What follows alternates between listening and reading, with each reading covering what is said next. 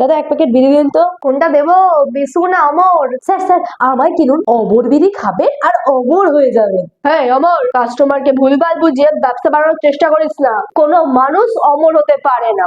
বিড়ি খেলে তো ক্যান্সার হবে আর খুব শীঘ্রই পটলও তুলবে। তার চেয়ে দাদা আপনি তৃপ্তি বিড়ি কিনুন, যে কদিন বাঁচবেন তৃপ্তিতে বাঁচবেন। এই যে মশাই ভালো একটা উপদেশ দিচ্ছি, এইসব তৃপ্তি হলো শারীরিক সুখ, শারীরিক সুখের থেকে মানসিক সুখটা অনেক বেশি প্রয়োজনীয়। তাই বলছি ঠাকুর বিড়ি খান আর ঠাকুরের সাথে সরাসরি আত্মিক সম্পর্ক গড়ে তুলুন। এই যুগে দাঁড়িয়েও তুমি ঠাকুর দেবতায় বিশ্বাস করো? যুগ পাল্টেছে, মানুষ চাঁদে চলে যাচ্ছে, এআই এর সাথে কথা বলছে, ঠাকুর দেবতা বলে কিচ্ছু হয় না। এই জীবনটা হচ্ছে একটা হার জিতের খেলা। এখনো সময় আছে, সুজিত বিড়ি খাও। জীবনের প্রতিটা প্রতিযোগিতায় সুজিত মানে সুন্দরভাবে জিতে আসবে। কি হলো দাদা, বলুন কোনটা দেবো?